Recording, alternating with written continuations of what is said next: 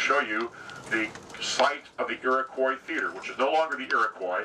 That was not destroyed by the fire, but later torn down and rebuilt as the Oriental Theater, the Ford Center, Ford Performing Arts, and most recently the home of the musical Wicked.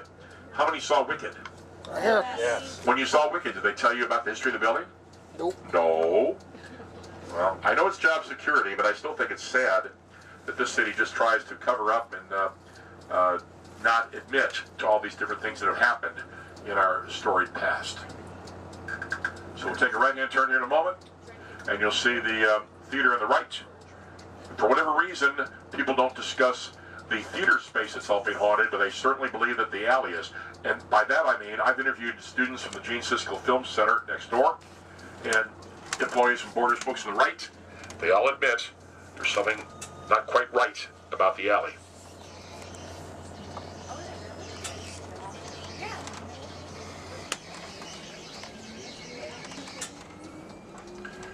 Okay, here we are on the right-hand side. It's all dark right now. The Ford Theater, the Ford Center for Performing Arts Oriental Theater, the former Iroquois site. Well, let's back up here now and talk more about the Eastland disaster. It's 1915, 835 dead bodies, and it's summertime. We don't have refrigeration like we do today. You must get them identified stat. You must get them buried. You're going to have public health concerns, plague, other things to worry about. How do you do that in an orderly fashion? Well, they were brought to the 2nd Illinois Regiment National Guard building on Carpenter between Randolph and Washington. And here they're laid out in the floor space, and people came to pick out their loved ones, identify the dead, and take them away for burial. People would walk amidst the corpses, screaming out, "There's little Johnny, there's little Susie, there's Grandma, there's Grandpa, there's Papa, there's Papa, there's Gaston!" Well, Gaston's on board, thank God. And this would go on for 6 days. Why 6 days? Because in many cases, with 22 entire families wiped out, you had to get loved ones to come from a far distance to identify the dead. And then it's over. The Armory goes back to being an Armory, at least for a while. The Armory is eventually privatized and sold, and it eventually became, under new ownership, a state-of-the-art TV studio. 1989, stucco facade exterior walls, fancy glass block corners, all kinds of fancy TV equipment. Because you know who owns it now. You know her, you love her. She's her own billionaires, Oprah Winfrey. Now, she came in 1989, but by 1993, Denny Johnson, a reporter buddy of mine, a freelancer based in Berwyn, would tell me about security guards at West Side Building having all kinds of weird things happen by night. He stated that he would interview these guards who would chase a woman dressed in gray, early 1900 clothing in a corner of the basement. Then she'd disappear. They would hear oompa music and polka tunes, but nobody's playing any kind of strange music on their boombox. They would also encounter a psychic lavender lilac scent of perfumes of long ago. They would hear adults eating, drinking, partying, carrying on, children scared about running and playing. All this and more taking place at this building. And Denny, I said, I know why it's so haunted, because this is where they brought the dead from the Eastland. And Denny wrote that up for publication, but he was threatened by Oprah Winfrey's legal staff who learned about it, and they said, if you publish that article, we'll sue. And Denny Johnson proudly said, First Amendment of the United States Constitution, freedom of the press, God bless America. And he stood up against those lawyers, and they didn't sue. It was published in the National Enquirer. And that article is on my website. It's on the homepage. You can click on that and read it for yourself. That appeared in '93. 3 years later, by that time, apparently feeling it was time to come clean, Oprah appears on her television program on an episode called The Secret Life of Buildings, and she admitted that her building was where they brought the dead from the Eastland, and she said that she was reluctant to be there after dark for fear of the ghosts. We've never seen her after dark yet, we guessed don't. Nope. Never seen Oprah. We have seen her security guards walking her Cocker Spaniel, but we've never seen Oprah. So we're going to check that out just up ahead. But on the way, here's a quickie for you. We're going to get up to Halstead and Randolph, and on the left-hand side, we've got the Bar Louie restaurant bar. The Bar Louie, that site used to be Barney's Market Club, a state-of-the-art steakhouse for many, many years, owned by a restaurateur named Barney, who had a very clever gimmick. He would call you Senator. Yes, sir, Senator. He'd call you Senator. You thought you were getting special treatment. You would tip well. He did not remember your name.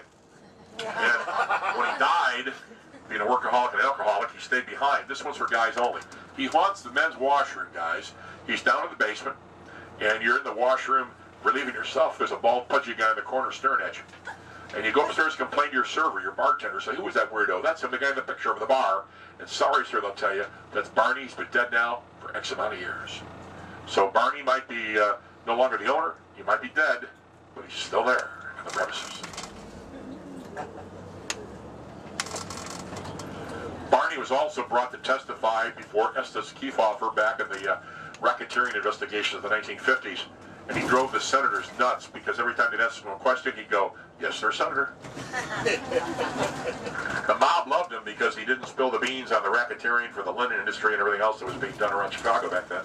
The mob loved him, and he made fools out of the politicians. Of course, that's not too hard to do sometimes. One of my personal heroes. Here on the left, the Bar Louie. And then up ahead, we're going to get to Carpenter. You'll see a big sign that says Harpo Studios, a big O for Oprah. Of course, Harpo is Oprah spelled backwards. Who does things backwards? Witches. Now, has Oprah sold her soul to the devil to be a billionaire? Would you sell your soul to the devil for $1 billion? How about a free car? Of course, no more free cars from Oprah, but I understand that Jerry Springer is going to be giving away free trailers. Yep. Yeah, double wides. Yeah.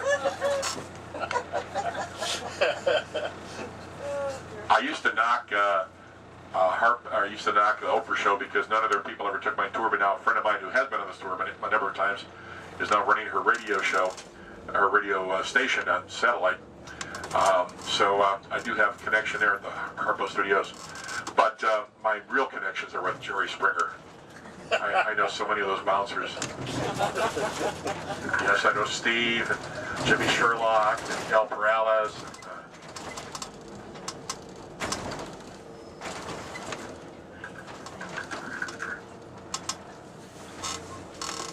Yeah, Oprah's a bit too touchy-feely for me. I like Springer better.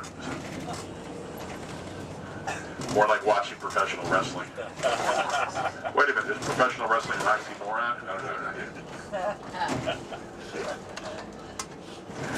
All right, you're going to see the sign for Harpo Studios on the left coming up here. You'll see people stopping there day and night to photograph that. The area's been changing a lot. This used to be, of course, the area for the various restaurants and hotels to get their provisions here, to get their flowers, to get everything they need for their hotels and restaurants in the inner part of the city. Okay, we'll take our left here.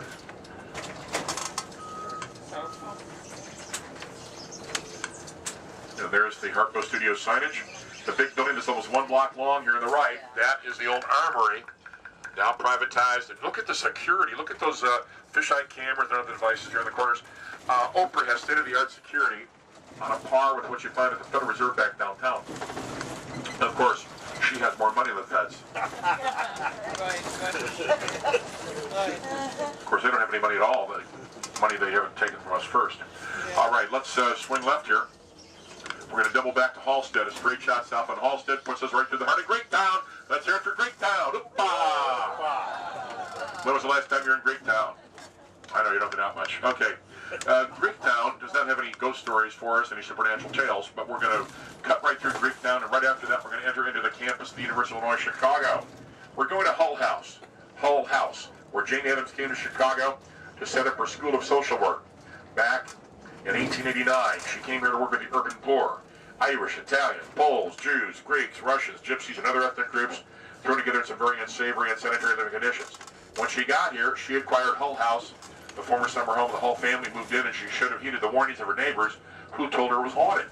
She paid no attention because she went to college and she had a degree and thought she was smarter than these dumbass peasants that were living in the area, and found out the hard way that they were right and she was wrong when her staff would report back to her that they would encounter a shrouded monk-like figure on the top floor. That particular, please boycott the grocery bistro. You know, if you're going to have a protest sign, make it sweet and simple, not make it so much you can't read it in under 5 minutes. Okay. You know, less is more. Okay. Anyway, the thing is that the shrouded monk-like figure probably dates to the days when this was a hospice for the dying before Jane Addams came here. Also, strange fires are breaking up themselves caused by a fiery poltergeist, a la Stephen King Firestarter type activity. And reader tales are yet to come. In the summer of 1913, one of my favorite Chicago writers, Ben Hecht, would write about a young Italian girl from the Taylor Street district who got herself in trouble with the devil himself and gave birth to a bouncy baby boy, born complete with horns, hooves, and a tail. The Devil Baby of Taylor Street. Big story back then in 1913, written about by Ben Hecht for his newspaper, the Herald Examiner, and in his book, Gaily Gaily. Now, Ben Hecht said that there was this devil child born in the area. Jane Addams denied it, wrote about it in her book, Second 20 Years at Hull House. But nobody believed her. They believed Ben Hecht. He was a better writer.